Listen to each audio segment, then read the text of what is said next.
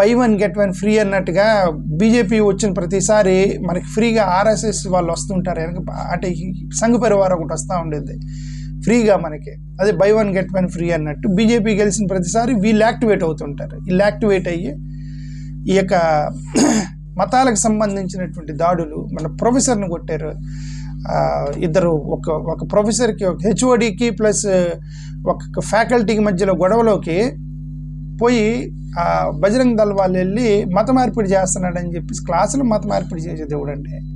ఎవరు చేస్తారండి మత మార్పిడి? టేబుల్ మీద పుస్తకాలు ఉన్నాయి, ఒక హిందూ ప్రొఫెసర్ టేబుల్ మీద భగవద్గీత లేదంటే ఏదో ఒక హిందూ పుస్తకం ఉన్నట్టు ఆ ప్రొఫెసర్ దగ్గర ఒక క్రిస్టియన్ పుస్తకం ఉందంటే అది తప్పు కాదు కదా పుస్తకం పెట్టుకోవటం. ఆయన ఎప్పుడు ఖాళీగా ఉన్నప్పుడు చదువుకుంటాడు అనుకోండి, దాన్ని తీసుకెళ్ళి ఇది మత మార్పిడి చేస్తున్నాడు. Venkateswara university, this is one more thing I'm telling that Venkateswara university does not belong to TTD.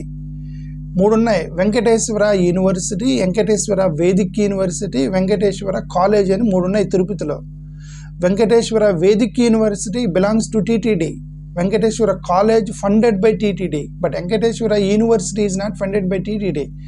అది ఓన్లీ టీటీడీ ల్యాండ్ని లీజుకు తీసుకొని గవర్నమెంట్ కట్టినటువంటి ఒక university. Andhra university, Osmania university, Andhra university, Nagarjuna university, Sri Krishnadevaraya university లాగా వెంకటేశ్వర యూనివర్సిటీ ఒకటే. It is a government university, not TTD. Venkateswara Vedic university ఉంది, that is actually టీటీడీకి సంబంధించింది. వెంకటేశ్వర కాలేజ్ ఉంది, that is run by TTD, not Venkateswara university. అదే నాలెడ్జ్ లేక వీళ్ళు టక్కన వెళ్ళిపోయి ఒక ప్రొఫెసర్ని కొట్టారు అక్కడ, మా వెంకటేశ్వర యూనివర్సిటీలో మీరు మత మార్పిడి చేస్తున్నారని. అది యాక్చువల్ గవర్నమెంట్ యూనివర్సిటీ.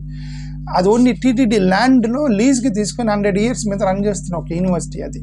సరే, ఇది ఓకే. నేనేమంటానంటే వీటన్నిటి కారణం వీళ్ళే అంటారు. వీళ్ళేంటంటే దాడులు అనేది తప్పండి.